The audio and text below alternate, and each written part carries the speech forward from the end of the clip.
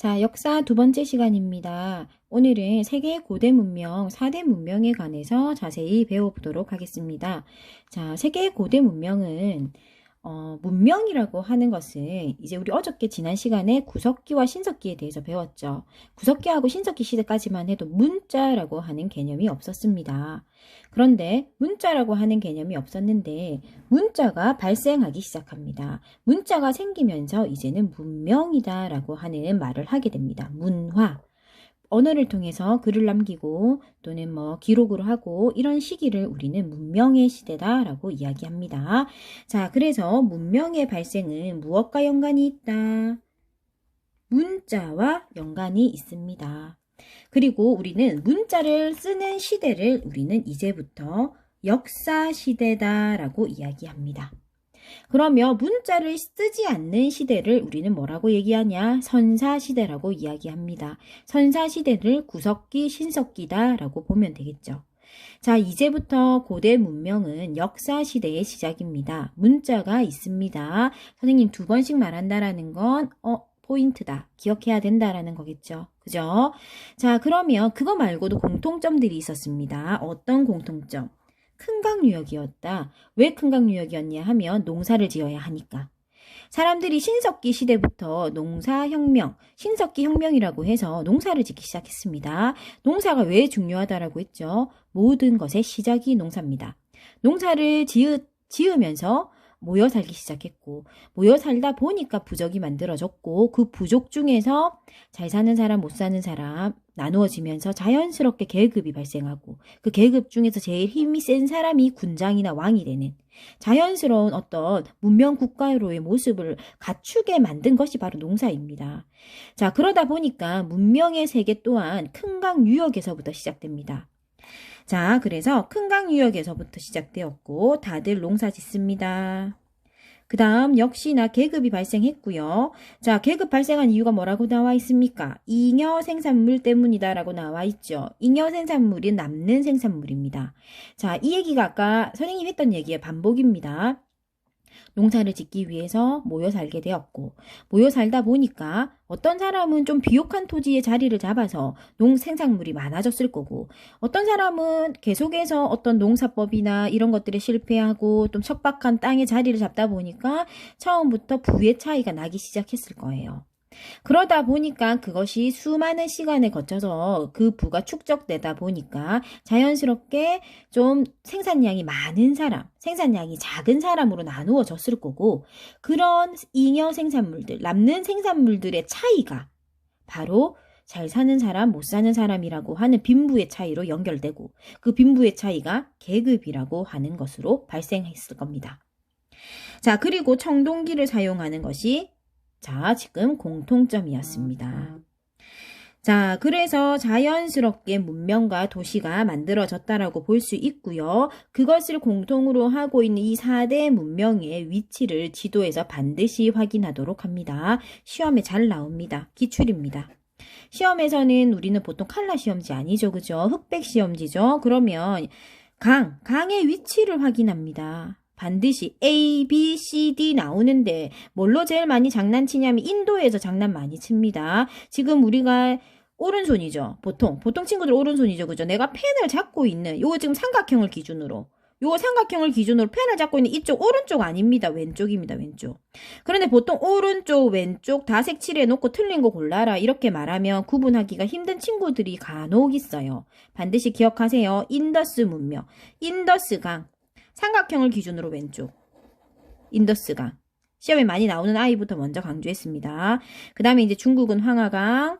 그 다음 메소포타미아 문명은 요 장화 모양에서 왼쪽. 오른쪽. 티그리스와 유프라테스. 그 다음 나일강은 이집트. 이렇게 각 문명의 위치.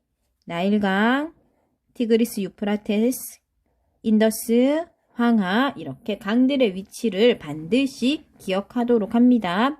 과거에 시험에 많이 나왔습니다. 배점이 높지는 않았지만 손쉽게 시험에 많이 나오는 부분입니다. 자, 그러면 메소포타미아 문명으로 한번 가보겠습니다.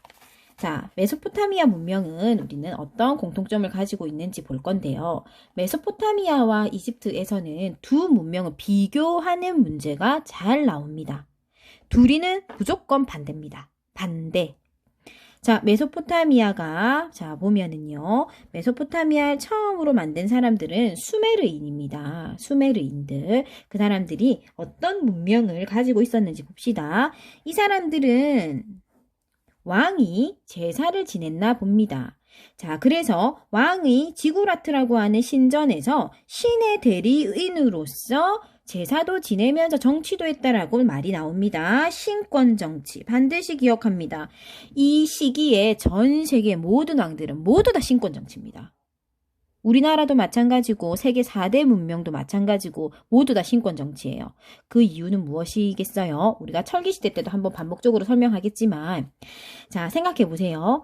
자, 아까 우리 농경기부터 농사혁명부터 가볼까요? 자, 우연히 농사라는 걸 시작하게 되었어. 농사를 지내다 보니까 좀 재산이 많은 사람, 농산물이 작은 사람으로 이렇게 빈부의 격차가 자연스럽게 생겼고, 그런 격차를 통해서 좀 생산량이 많은 사람에게 우리는 조금 더 어떤 존경심을 표현하고, 그 사람들은 또 어떻게 하면 농사를 잘 지을 수 있는지, 또는 좀 낫는 농산물을 빌려주기도 하고, 이러면서 자연스럽게 어떤 존경을 받는 자와 존경을 하는 자와 같은 이런 자연스러운 계급의 차가 벌어지게 되었어.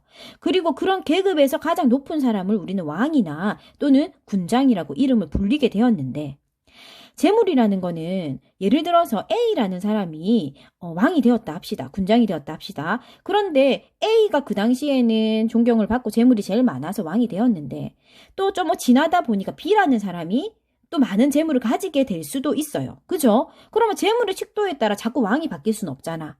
그러면 A의 입장에서는 자기보다 돈 많은 사람들과 또는 자기보다 더 많은 기술을 가지고 있는 사람들과 자기가 뭔가 다르다라는 것을 이야기해야 해.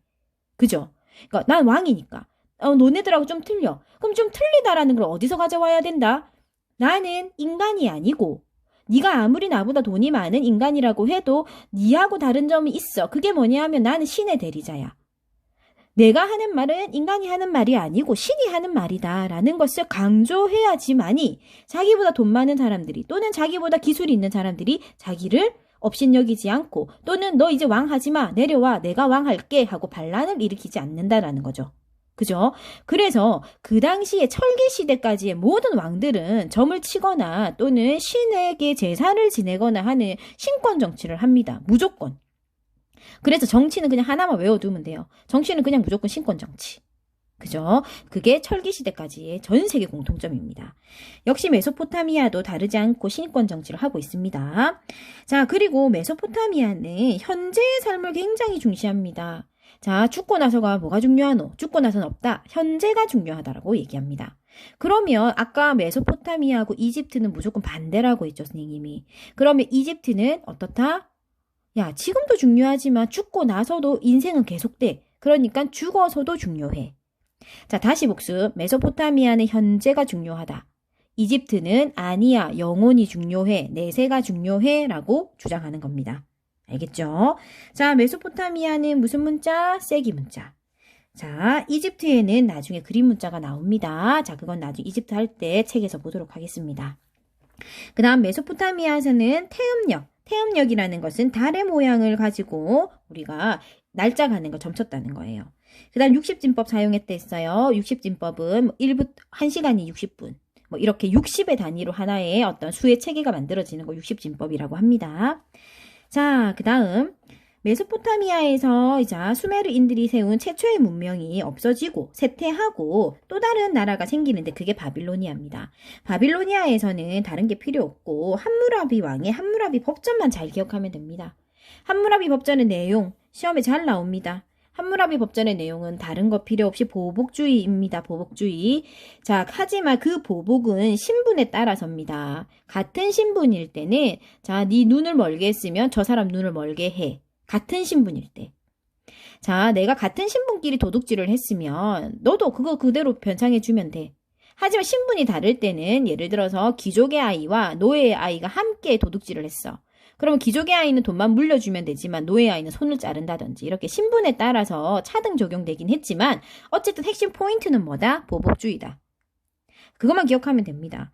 우리가 역사를 배우다 보면은 뭐 여러 가지 지금 쭉 뭐 이렇게 내용들이 많이 나와요. 어려운 단어들도 많이 나오고. 그런데 이제 그거를 처음 공부할 때는 좀 자세히 읽어보고 함무라비 법전이 무엇이더라 하고 이렇게 조금 세세하고 자세하게 내용을 파악할 필요가 있고요.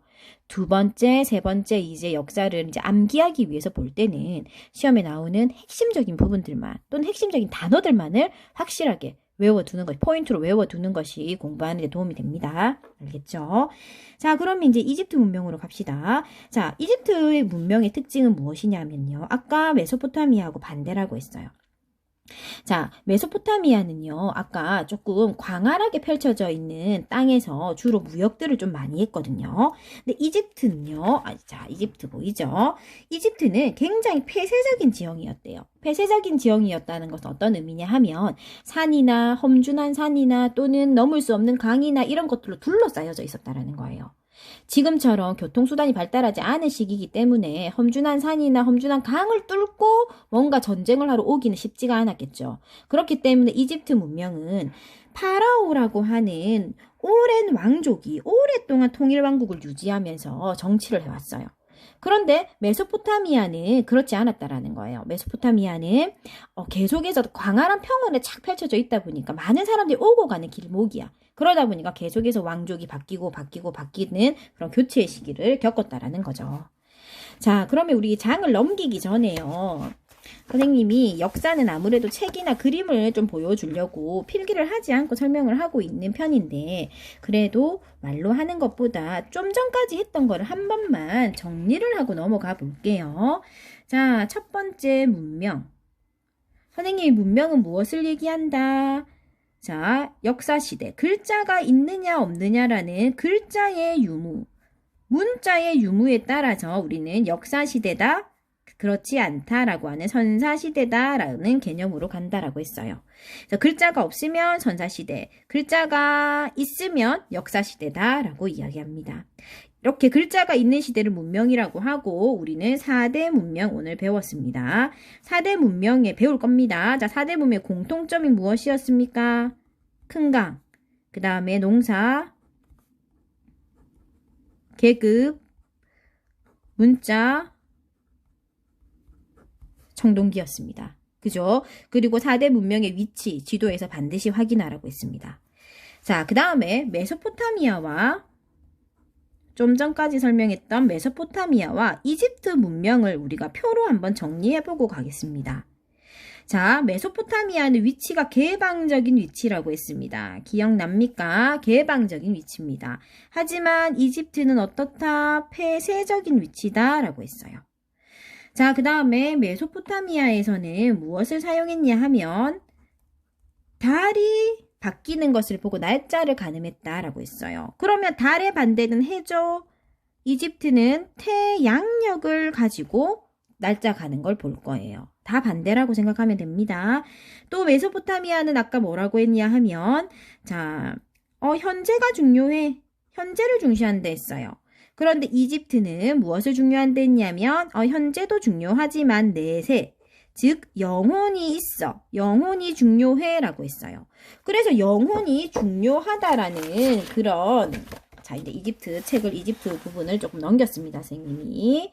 자, 영혼이 중요해. 영혼이 중요하기 때문에 우리는 어떻게 해야 한다? 어떻게 무엇을 강조해야 되냐면 영혼이 돌아왔을 때 자, 육체가 있어야 되잖아. 그러니까 그 육체를 우리 뭘로 만들자? 미이라로 만들자.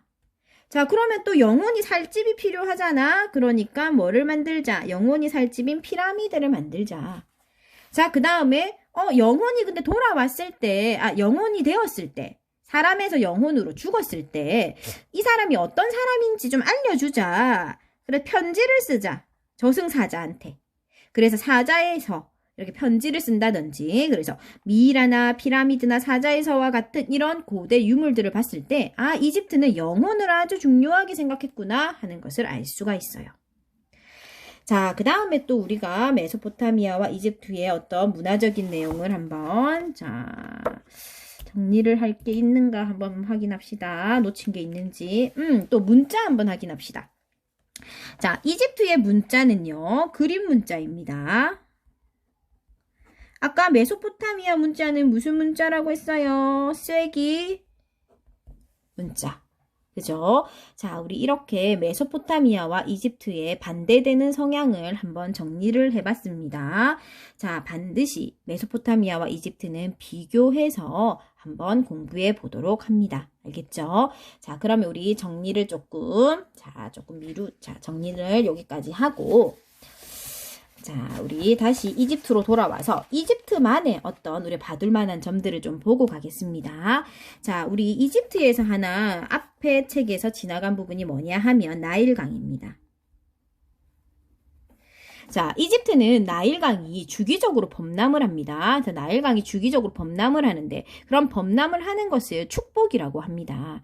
왜냐하면 처음에 범람을 했을 때는 사람들이 많은 피해를 받겠죠. 홍수가 났으니까. 그런데 이 친구가 주기적으로 어떤 시기만 되면 일정하게 범람을 했기 때문에 나중에는 그 범람을 하지 못하도록, 범람으로 인한 피해를 줄이기 위해서 댐을 쌓거나 또는 뭐 여러 가지 관계 수로를 만든다거나 하는 그런 기술들이 발달하게 되었고, 또 주기적인 범람을 통해서 땅이 비옥하게 되었고, 이래서 우리는 나일강을 통해서 이집트인들은 많은 기술을 얻게 되었고, 또 많은 비옥한 땅에서 많은 양식을 얻게 되었어요. 그래서 나일강은 이집트의 축복이다라고 우리가 봅니다. 자, 아까 했던 거 한 번씩 더 한번 보고 갈까요? 자, 이집트에 누가 있다? 파라오라는 통일 왕조가 있고, 역시나 신권 정치, 그 다음 영혼을 믿었어. 그래서 미이라, 피라미드, 사자에서 그 증거품이다 라고 했고, 그 다음 태양력, 해를 보고 날짜를 측정한다 했고, 십진법, 1부터 10으로 끊어서 세는 수체계, 그 다음 상형문자, 그림문자 우리가 이집트에서 볼 수 있습니다. 자, 그 다음이 이제 페니키아와 헤브라이로 갈 거예요. 자, 그래서 이집트 문명이 이제 있었던 자리에 많이 있었던 고대 나라들입니다. 자, 페니키아 하면 우리가 기억해야 되는 거죠. 표음 문자 기억하세요. 오늘날 알파벳의 기원이 됩니다. 자, 이 사람들 무역을 많이 했어요. 그래서 해상 활동을 많이 하다 보니까 이 사람들이 쓰는 문자가 사람들에게 많이 퍼져나가게 되었고, 그것이 오늘날의 알파벳의 기원이 된 겁니다. 자, 헤브라이 하면 유대교만 딱 기억하면 됩니다.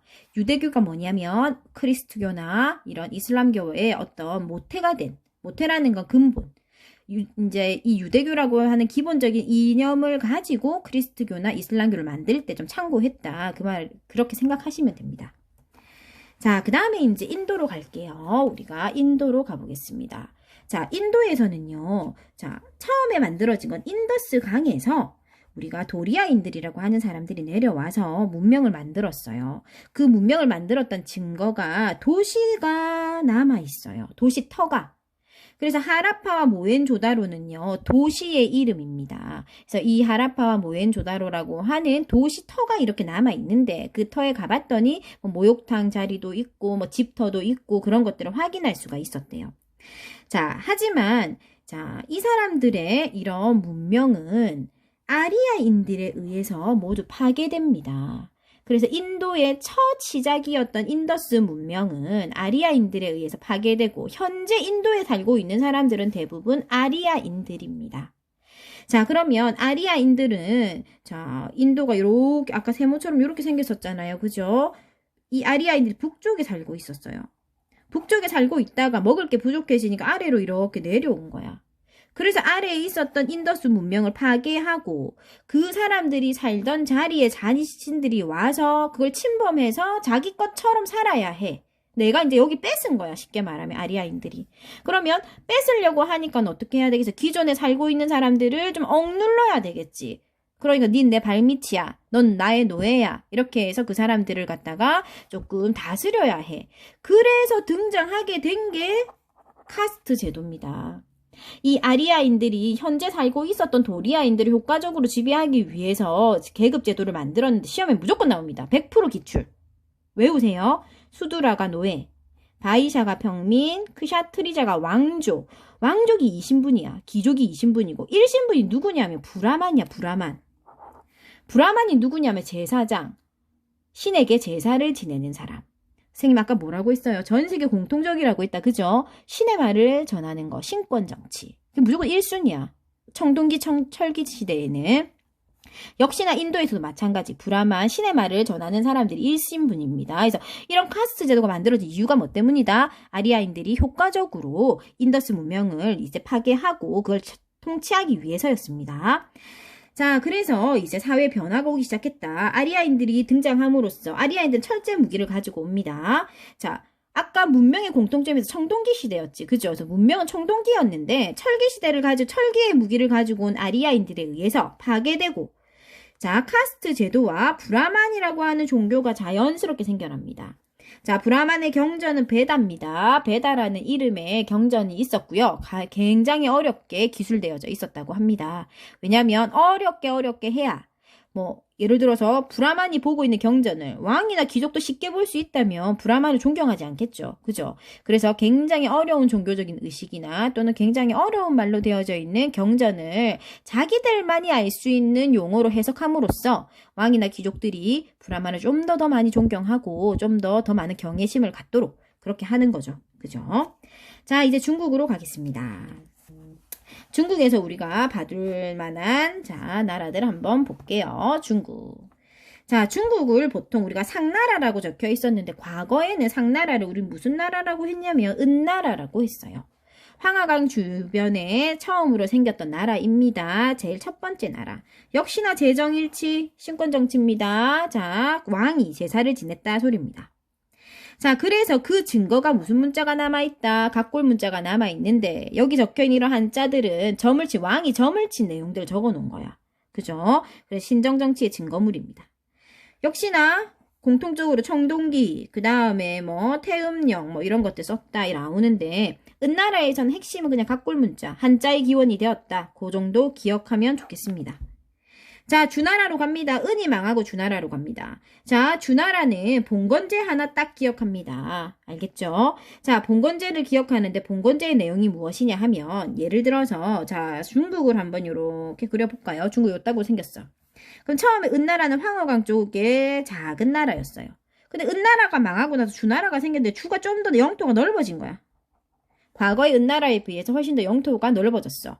그러니까 왕의 입장에서는 요 밑에 조금 생기면 이쪽으로 그릴까? 자, 왕의 입장에서 넓어진 나라를 다스리려고 하니까 중앙에는 왕이 있고 멀리에는 내 생전 모르는 관리들을 보내려고 하니까 마음이 좀 불안해. 왜냐 중국 땅은 훨씬 넓죠. 그죠? 그러니까 내가 죽으면 같이 죽는 사람 누굽니까? 여러분과 운명 공동체, 가족이죠.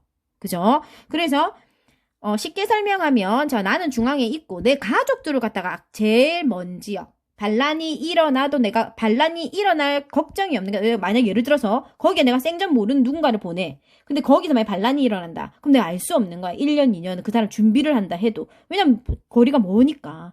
그러니까 그렇게 내가 알 수 없는 위험한 지역에는 가족들을 파견해서 제후로 파견하는 거. 그걸 우리가 봉건지 제도라고 합니다. 그래서 원리는 가족을 파견하는 그런 우리는 제도를 봉건 제도라고 합니다.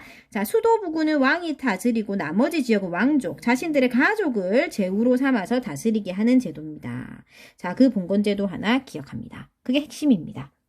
자, 그래서 우리 여기까지 4대 문명에 대해서 정리해봤습니다. 4대 문명에서는 시험에서 나올 때 어떤 거 나온다고요?